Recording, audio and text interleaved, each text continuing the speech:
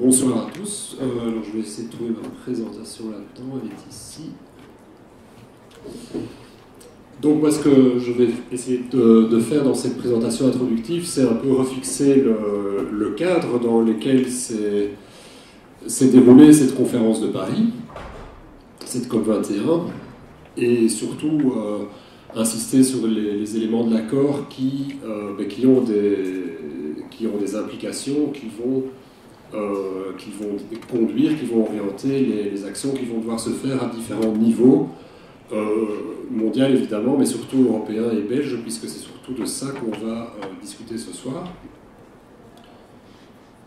Alors permettez-moi de commencer en vous montrant la température qui régnait à la surface de la Terre au moment où s'ouvrait la COP21. En fait, donc c'est l'anomalie de température du mois de novembre dernier, qui était un record de température.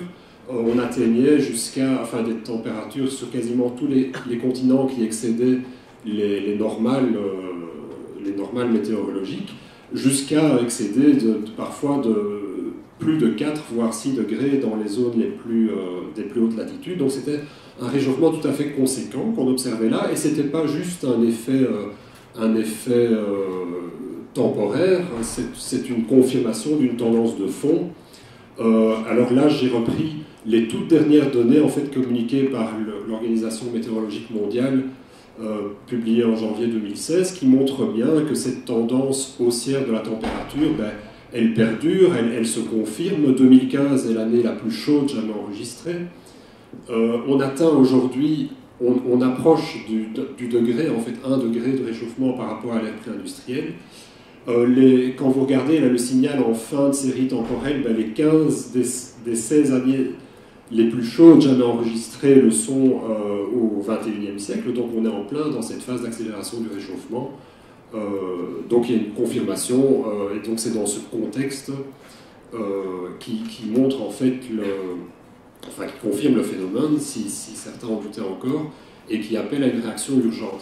Alors la question évidemment qui se pose aujourd'hui, c'est où va-t-on? Et là vous voyez un schéma des émissions de CO2 fossiles, avec en noir à gauche du diagramme la tendance historique, le point où nous en sommes aujourd'hui, et puis le futur qu'on ne connaît pas évidemment, qui peut emprunter différentes trajectoires, et ces trajectoires, elles ont été décrites, documentées, explorées par le GIEC, qui a développé différents scénarios en fonction des concentrations de gaz à effet de serre dans l'atmosphère, et vous voyez qu'en fait, parmi ces 4 scénarios qui ont été documentés par le GIEC, eh bien, un seul scénario nous amène sous la barre des 2 degrés, et encore avec toujours un risque qui subsiste d'excéder 2 degrés. C'est ce scénario qui est le plus bas, et qui implique, premièrement, de faire baisser très rapidement nos émissions de gaz à effet de serre, mais aussi et surtout, dans le courant de la deuxième moitié du XXIe siècle, non seulement d'abattre nos émissions au niveau zéro, mais même d'aller plus loin, vers des émissions négatives. Donc, si on veut avoir une chance d'atteindre 2 degrés, voire 1,5 degré, c'est vers ce scénario-là qu'on doit se diriger, et ça vous donne évidemment une idée de l'ampleur des efforts qui sont devant nous. Alors, une autre manière de représenter cette urgence, c'est de regarder le budget carbone qui correspond à ces différents scénarios, c'est-à-dire la quantité de carbone, de CO2 qu'on peut encore émettre à l'atmosphère pour atteindre ces différents niveaux de température. Et là, vous voyez sur cette espèce d'horloge que si on veut s'assurer, avec ne fût-ce qu'une chance sur 2, que la température... Pardon, voici, je me trompe de bouton, voilà ça. Donc si je prends ici la chance, un risque de 50% d'excéder 2 degrés de température, nous en avons pour 21 ans d'émissions au taux actuel. Si on veut augmenter, accroître nos chances de ne pas excéder 2 degrés, oui, pardon, je me suis trompé, c'est 28 ans, 20 ans. Et si on va vers 1,5 degré, eh bien, on voit qu'en fait, pour avoir 2 chances sur 3 de ne pas excéder 1,5 degré, dans 6 ans, on doit interrompre nos émissions au rythme actuel. C'est évidemment impossible de stopper les émissions du jour au lendemain, mais ça vous donne aussi ça illustre l'urgence de l'action climatique pour se situer dans ces gammes de température qui sont raisonnables et éviter un réchauffement excessif. Alors c'est dans ce contexte, donc avec évidemment tout le monde qui avait bien à l'esprit à l'ouverture de la conférence de Paris ces données scientifiques, tout le monde connaît ces données de base, et c'est dans ce contexte qu'a débuté ce sommet exceptionnel à plus d'un titre, donc de par la participation déjà, 196 parties, 150 chefs d'État, ce qui était un événement inédit à l'ouverture de la conférence, plus de 30 000 participants, et donc un énorme défi, évidemment, pour la présidence française de ce sommet climat. Donc c'était vraiment le sommet de tous les superlatifs, avec beaucoup de risques aussi pour ce sommet, parce que les attentes, évidemment, étaient gigantesques. Alors ce sommet, il ne tombait pas du ciel, il était l'aboutissement d'un processus qui a débuté il y a plus de 20 ans à Rio, avec le sommet de la Terre et l'adoption de la Convention cadre sur le climat. Vous connaissez les principales étapes qui ont été l'adoption du protocole de Kyoto en 1997, et puis l'échec, enfin on a parlé d'un échec pour l'accord de Copenhague, on parle aujourd'hui d'un succès historique pour l'accord de Paris. Les choses sont en fait un petit peu plus nuancées, puisque les médias ont toujours tendance à présenter les choses comme blanches ou noires. En réalité, beaucoup d'éléments qu'on retrouve aujourd'hui dans l'accord de Paris se trouvaient déjà au moins à l'état embryonnaire dans l'accord de Copenhague, et donc en réalité les choses sont un petit peu plus subtiles que ça. Toujours est-il que cette COP21 était l'aboutissement donc d'un dernier cycle de négociations qui avait débuté à Durban et qui visait précisément à l'adoption d'un nouveau traité légalement, juridiquement contraignant et mondial, contrairement au protocole de Kyoto. Alors cet accord de Paris, il a pu être conclu. Vous voyez ici le moment de l'adoption avec Ban Ki-moon, le président Hollande, qui congratule le président de la COP, donc Laurent Fabius. Alors qu'est-ce qu'on trouve dans cet accord de Paris?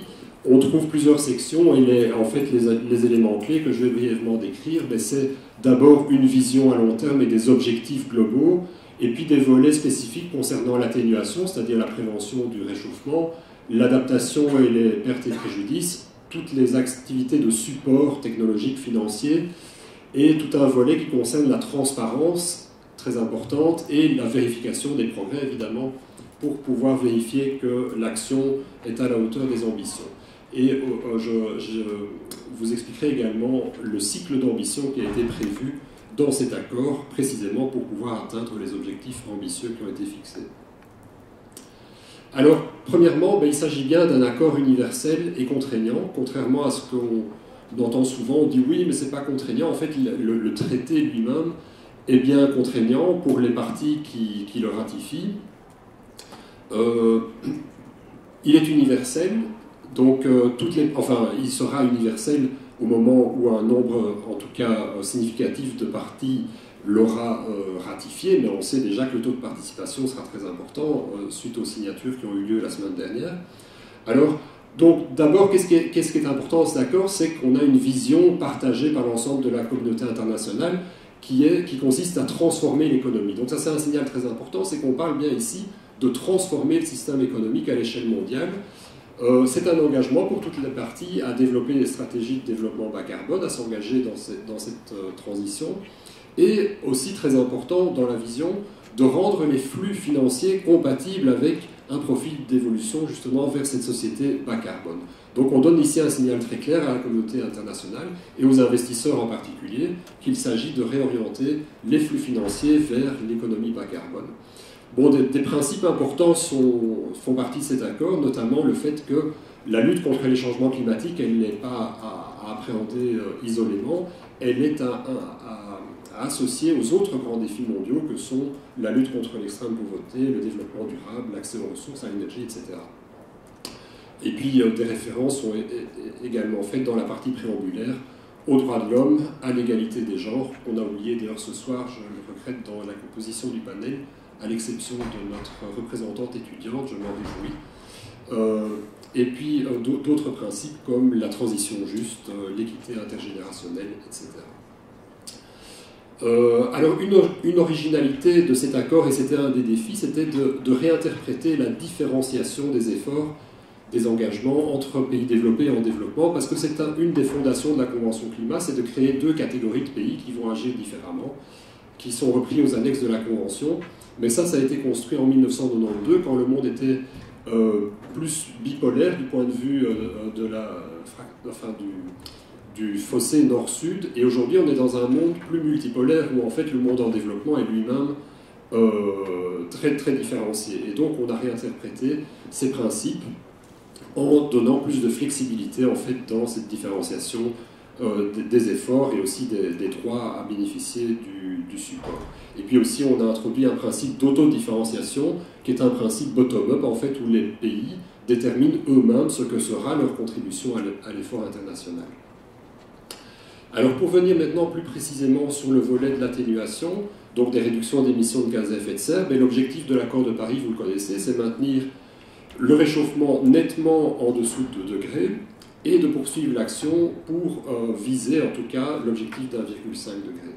Ça implique, comme je l'ai montré sur le diagramme tout à l'heure, qu'un pic soit atteint le plus rapidement possible au niveau des émissions mondiales, qu'on réduise ensuite rapidement et conformément à la science. Donc ici, en fait, on n'a pas mis de chiffres. Alors ça, c'est une petite déception, évidemment, c'est qu'on n'a pas traduit, on n'a pas dit en 2030, il faudra autant de réductions, en 2040 autant, on n'a pas chiffré. Mais on a dit que ces réductions devaient être rapides et conformes aux meilleures techniques disponibles, sous-entendu conformes au rapport du GIEC. Donc en fait, implicitement, on sait très bien ce que ça signifie. Ce sont les chiffres que j'ai évoqués tout à l'heure sur ces diagrammes. Et puis il faudra atteindre dans la deuxième moitié du siècle un équilibre entre émission et absorption, c'est-à-dire autrement dit zéro émission. C'est le concept de zéro émission.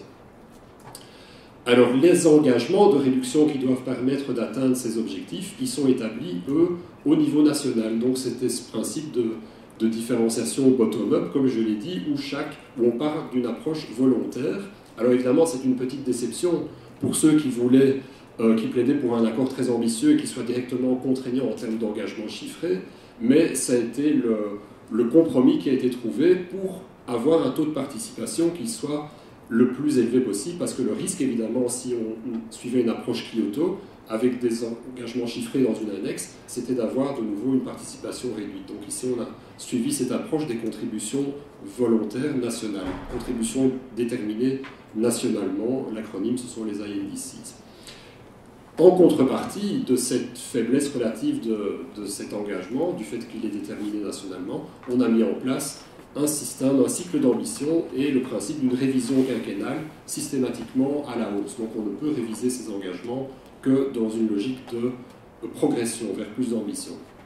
Alors, une réussite tout de même, c'est que ces fameuses INDC, c'est-à-dire les contributions nationales, le taux de participation a été gigantesque.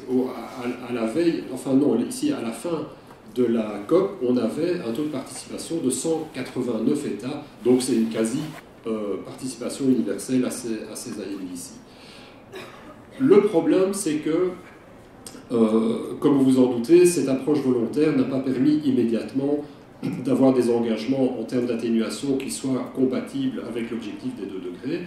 Et donc vous voyez sur ce diagramme que par rapport à une situation, disons, business as usual avec les politiques courantes qui est ici sur cette ligne orangée, vous voyez qu'il y a un certain décrochage. Donc les INDC, alors pourquoi est-ce qu'il y a 2 traits ici dans les trajectoires d'émissions en considérant les INDC? Eh bien parce qu'une certaine partie des engagements qui se trouvent dans ces contributions sont conditionnés.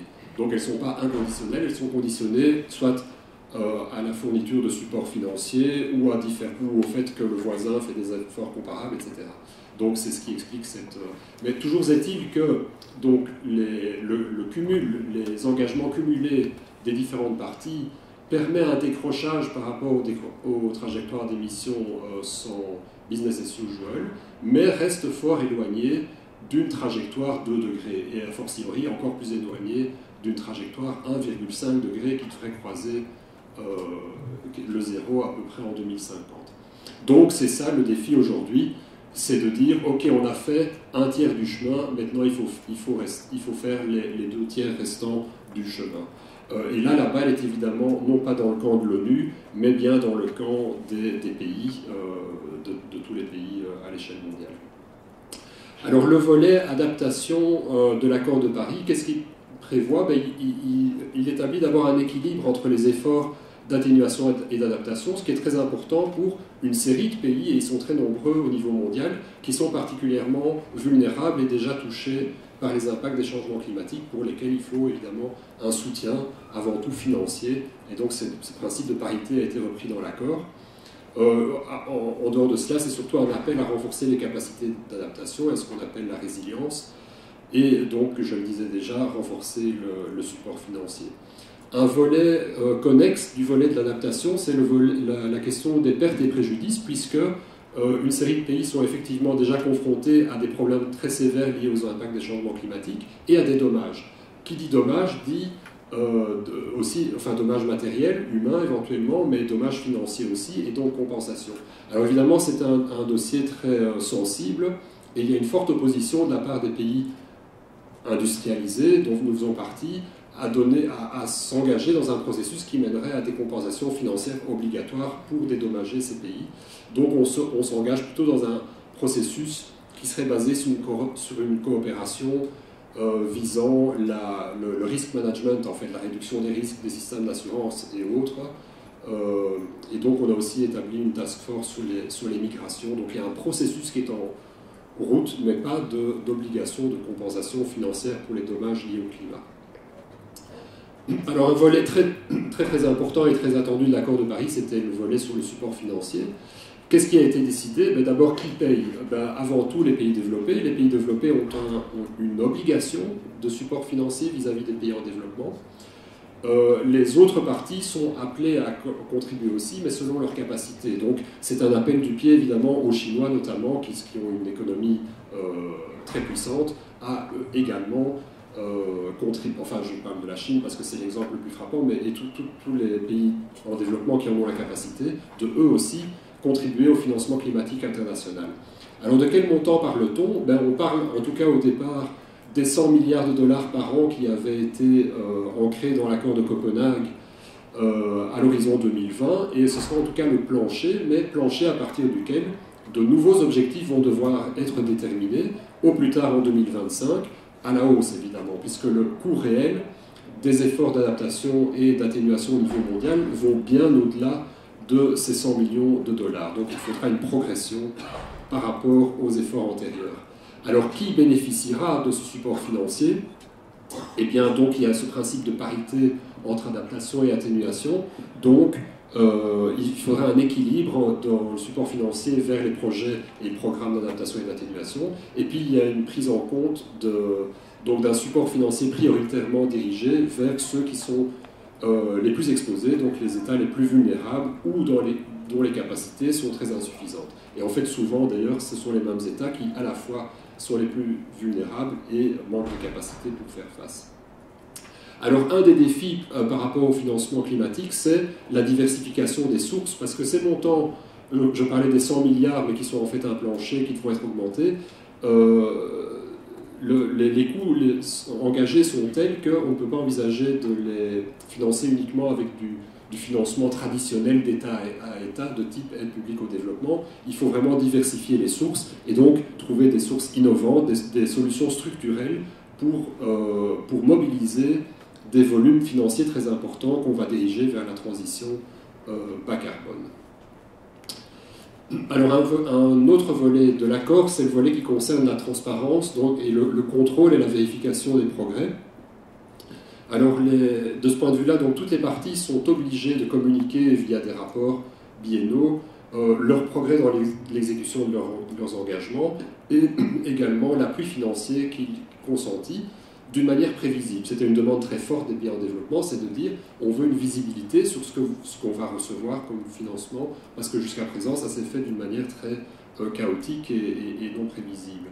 Alors les règles pour cette communication des progrès vers l'international, on se repose sur des méthodologies communes que tout le monde va adopter, ce qui est très important parce que ça veut dire qu'on pourra comparer les efforts des uns et des autres en utilisant les mêmes index, les mêmes méthodologies. On accorde toutefois une certaine flexibilité parce que l'effort de rapportage lui-même peut pour certains pays être problématique. Ce n'est pas évident pour des pays qui ont des faibles capacités institutionnelles, gouvernementales, d'avoir des systèmes robustes de statistiques et de rapportage. Et en fin de compte, la vérification de la conformité aux engagements se fera en fait d'une manière selon une approche facilitative et non punitive. Et c'est pour ça qu'on dit que l'accord de Paris, enfin qu'on peut dire que l'accord de Paris n'est pas contraignant de ce point de vue-là, parce qu'il n'y a pas de sanction, il n'y a pas de régime de sanction qui est prévu. La base du système de conformité est basée sur l'examen technique des informations qui sont rapportées par toutes les parties, et ensuite donc une approche, un dialogue, en fait une approche axée sur la facilitation, mais qui soit, donc comme c'est indiqué dans l'accord de Paris, ni intrusive, ni punitive, et qui respecte la souveraineté nationale, et qui évite d'imposer une charge excessive aux parties. Alors ça, c'était une réponse à une demande forte de la Chine notamment, pour qui les questions de souveraineté sont extrêmement importantes, et qui n'entendait pas accepter de la part de la communauté internationale des contraintes sur sa politique interne. Enfin, je dis la Chine, mais on sait que les USA, par exemple, sont assez frileux aussi de ce point de vue-là. Et donc, finalement, ça arrangeait bien tout le monde d'avoir une approche qui soit plus basée sur la facilitation que sur la sanction. Alors, ce qui est important et qui est original dans cet accord de Paris, c'est qu'en contrepartie d'un système de conformité relativement faible, du fait qu'il n'y a pas de sanctions, on a mis en place ce mécanisme d'ambition. Et là, les étapes qui sont prévues, c'est de faire à échéance régulière, pardon, je me trompe à nouveau de bouton, voilà, à échéance régulière, on va faire ce qu'on appelle des stock takes, c'est-à-dire des bilans en fait. Un premier bilan aura lieu en 2018, ensuite de manière quinquennale en 2023 et 2028, et on fera un global stock take, donc un bilan mondial qui précédera à chaque fois la mise à jour des contributions nationales. Et donc les États seront tenus de prendre en compte à chaque fois les conclusions de ces bilans pour renforcer leurs efforts. Alors quels sont les principaux apports finalement par rapport aux décisions précédentes de l'accord de Paris? D'abord, c'est cette idée de la participation universelle, on y est quasiment. Le fait d'adhérer à une ambition de manière collective, d'avoir des engagements pour tous, de définir des objectifs à long terme et de poser un cadre au niveau mondial, ça n'est pas négligeable, de réunir 196 parties et de se mettre d'accord sur ce cadre, et puis les obligations de transparence. Donc, quoi qu'on puisse dire de cet accord de Paris, c'est en tout cas un succès pour le multilatéralisme et une avancée en termes de gouvernance climatique mondiale, et c'est aussi un signal très clair adressé à tous les acteurs, dont les investisseurs notamment, dont on attend évidemment qu'ils changent, qu'ils réorientent leurs investissements. Alors, qu'est-ce qui a contribué à ce succès à Paris? Plusieurs éléments, j'en ai listé quelques-uns ici. D'abord, le fait que cet accord est équilibré entre droits, devoirs, accès au support, obligations, et adaptation, atténuation. Donc, tout cet équilibre, tout le monde a pu y retrouver un peu ses billes. Le fait d'avoir une approche originale de la différenciation, d'avoir un système très transparent où chacun peut contrôler ce que fait son voisin, ce que font les autres États, un succès de participation au niveau des INDC, je l'ai déjà dit, et aussi alors en cours de négociation s'est dégagé ce qu'on a appelé une coalition de l'ambition, qui a un peu fait contrepoids, qui était une coalition inédite, on va dire, qui est vraiment émergée du processus de la dynamique de Paris, et qui a fait contrepoids au groupe des pays les plus conservateurs et a permis, en fin de compte, d'aboutir à l'accord. Et puis, bon, il faut saluer aussi la présidence française qui a fait son job tant du point de vue logistique que diplomatique d'une manière excellente en fait.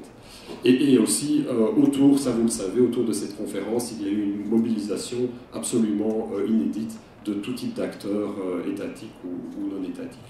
Alors maintenant, voilà, cet accord il est là, il est évidemment pas suffisant, ça n'est vraiment que la toute première étape. Plusieurs responsables de haut niveau l'ont souligné, à commencer par le commissaire Cagnette qui menait la délégation européenne à Paris, qui disait que voilà, on célèbre l'accord, mais demain il faut agir. La secrétaire générale de l'UNFCCC ne disait pas autre chose en disant que ce qu'on a fait à Paris c'était la partie facile, que le vrai job commence maintenant, la partie difficile du travail commence maintenant au niveau des États. Alors, où en est-on aujourd'hui? On en est à 175 signatures, ce qui est un excellent signal évidemment, puisque les signatures indiquent une intention de ratifier. Donc vous avez eu des échos dans la presse évidemment de cette cérémonie qui s'est tenue à New York la semaine dernière. 55 chefs d'État et de gouvernement étaient à nouveau présents. Et donc là, on a entendu dans les discours beaucoup d'appels justement à cette urgence et à la nécessité d'agir sans délai. Donc ce processus de signature va continuer jusqu'à fin avril de l'année prochaine. Ensuite va démarrer l'ouverture à ratification, et puis il y aura une entrée en vigueur quand le quorum sera atteint de 55 pays représentant au moins 55% des émissions. Et puis la première étape importante, concrète, sera ce fameux bilan, le Stocktake qui aura lieu en 2018, et les premières mises à jour des contributions nationales, c'est-à-dire des renforcements attendus de ces contributions en 2020. Les priorités à court terme, c'est de réduire ce déficit, je vous ai dit, le gap qui subsiste entre les trajectoires avec les engagements actuels et les engagements annoncés dans les INDCs, et également les implications de l'objectif à long terme, parce qu'on a donc fixé dans cet accord de Paris cet objectif de 2 degrés, voire de 1,5 degré, mais sans préciser, surtout pour l'objectif de 1,5 degré, ce que ça impliquait en termes de transformation de l'économie, en termes de réduction d'émissions, de saut technologique dans les différents secteurs. Et là, il y a un appel qui a été fait au GIEC de produire en 2018 un rapport spécial sur les implications. Qu'est-ce que concrètement signifie cet objectif d'1,5 degré au niveau de la transformation de nos économies et de l'innovation technologique. Alors j'en viens maintenant au niveau européen et belge. Les principaux enjeux en Europe, ce sera d'abord de renforcer les objectifs à l'horizon 2030, puisque le cadre climat-énergie 2030 avait été élaboré dans une perspective d'un objectif de 2 degrés, mais on parle maintenant de bien en dessous de 2 degrés, voire de 1,5. Donc ça appelle évidemment un renforcement. Il faudra renforcer les mesures domestiques dans les différents secteurs, ETS, non-ETS, le secteur de l'affectation des sols, l'efficacité énergétique, etc. Et puis à plus long terme, il faudra aussi veiller à réviser la feuille de route 2050, la feuille de route bas carbone de l'Union européenne, qui elle aussi avait été élaborée selon un scénario 2 degrés. Et là, en fait, je cite simplement une référence de la littérature qui dit qu'en fait, l'objectif qui était dans la feuille de route bas carbone de 80 à 95% de réduction en 2050 devrait passer à 95 à 115%, c'est-à-dire pour l'Union européenne, déjà en 2050, des émissions négatives, des absorptions nettes de CO2. Donc vous voyez que le défi, si on veut prendre au sérieux cet objectif d'1,5 degré, il est gigantesque. Il faudra également renforcer la gouvernance, une gouvernance intégrée climat-énergie. Le processus est en cours et une des questions qui se posera sera d'aligner le processus de gouvernance européen sur ce processus, ce cycle d'ambition quinquennal au niveau onusien. Et enfin, il faudra trouver des solutions structurelles pour la contribution européenne au financement international. Alors la Commission a agi assez rapidement en faisant une communication spéciale sous l'après-Paris, en invitant tous les États membres à ratifier le plus rapidement possible, à réaliser une analyse approfondie des conséquences de l'objectif d'1,5 degré, de mener des actions dans le domaine de la transition énergétique, l'innovation, les flux financiers, le carbon pricing, donc mettre un prix sur le carbone, impliquer tous les acteurs, renforcer le paquet 2030, réexaminer les dispositions en matière de carbon leakage, ça fait référence aux aides qui sont allouées aux secteurs qui sont exposés à la concurrence internationale et qui ont des risques de ce qu'on appelle de carbon leakage, c'est-à-dire de délocalisation, parce que dans un schéma d'action internationale, il n'y a plus tellement de raisons objectives de maintenir ces aides particulières pour certains types d'industries. Et donc, et enfin, de s'impliquer totalement dans le cycle d'ambition onusien et de poursuivre évidemment l'engagement au niveau international qui était très fort de l'Europe depuis le début du processus. Alors pour terminer, j'en viens au défi pour la Belgique. Alors le défi n'est pas différent chez nous de l'échelle mondiale. Hein. En Belgique, vous voyez ici notre trajectoire qui est imposée par le paquet européen 2020. Vous voyez que selon nos projections, on sera en 2020 bien au-dessus de l'objectif de la Belgique, donc il y a déjà un gap à remplir ici. Et puis si on va voir plus loin, vers 2030-2035, on voit que l'écart se creuse entre les émissions projetées de la Belgique et nos objectifs, ici vous voyez la gamme, parce que ceci n'est pas encore fixé, mais ce sera la gamme des objectifs belges. Donc c'est vraiment le premier défi, c'est de dire comment est-ce qu'on va remplir ce gap, avec quelle politique et mesures. Alors, on n'a que l'embarras du choix, les recommandations on les connaît, les constats ils ont été faits depuis longtemps, notamment par les instances européennes, j'en cite quelques-unes ici. Dans le State of the Energy Union de l'année dernière, la Commission européenne pointait le fait que les émissions de gaz à effet de serre en Belgique ne sont pas on track, donc ne sont pas conformes à la trajectoire vis-à-vis de nos objectifs, que notre système fiscal, en gros, est nuisible pour l'environnement, que les politiques dans le renouvelable n'assurent pas qu'on atteindra nos objectifs, et qu'on doit réduire plus rapidement la consommation énergétique en Belgique qu'au taux jusqu'à présent. Ces constats ont été confirmés dans le semestre européen, donc est un processus en fait d'audit, si vous voulez, ou de monitoring des politiques de réforme dans les États membres de 2016, où on dit effectivement qu'on va passer à côté de notre objectif au niveau des émissions de gaz à effet de serre, qu'en termes de fiscalité, il existe un potentiel considérable si on organise un tax shift, une réforme fiscale, et que le régime de faveur pour les véhicules de société contribue à la pollution et à la congestion et a des coûts budgétaires importants. Donc voilà, n'en rajoutez pas une couche, on sait tout à fait où se trouvent les points chauds, et je suis sûr que certains de ces éléments reviendront dans le débat qu'on aura tout à l'heure. Donc l'action prioritaire, c'est remplir ce déficit, mener aussi des plans en termes d'adaptation, parce qu'on n'est pas du tout avancé à ce niveau-là en Belgique, et aussi, et ça c'est très très important, c'est dégager en Belgique des solutions pour assurer une base structurelle pour le financement international, sachant qu'on va devoir aller bien au-delà du seuil, du standard actuel qui est de 50 millions d'euros par an, ce qui n'est rien en fait comme contribution belge au financement international. Je conclurai sur ces quelques perspectives. Quelles sont les pistes en fait d'action en Belgique? La première idée, c'est peut-être de mener un dialogue entre entités, puisqu'on est dans le système belgo-belge avec un étalement des compétences, donc à mener un dialogue interfédéral, par exemple sur une vision ou impact énergétique, renforcer les structures de coopération et de concertation qui existent. Il y a beaucoup de choses qui existent, mais peu de forums qui fonctionnent comme il faut. Peut-être mener un débat parlementaire, voire interparlementaire, sur les questions climat et énergie. Pourquoi pas légiférer? On a chez nos voisins des lois de transition, des lois climat-énergie. Pourquoi la Belgique ne pourrait-elle pas le faire? Créer éventuellement des forums participatifs pour renforcer la participation de tout type d'acteurs, académiques, du monde industriel, que sais-je, qui peuvent contribuer utilement au débat. Donc ce sont quelques pistes qui permettraient de s'engager vers cette transition, mais je suis sûr que Vincent Van Steenberg, qui me suivra, en parlera beaucoup mieux. Voilà, je vous remercie pour votre attention.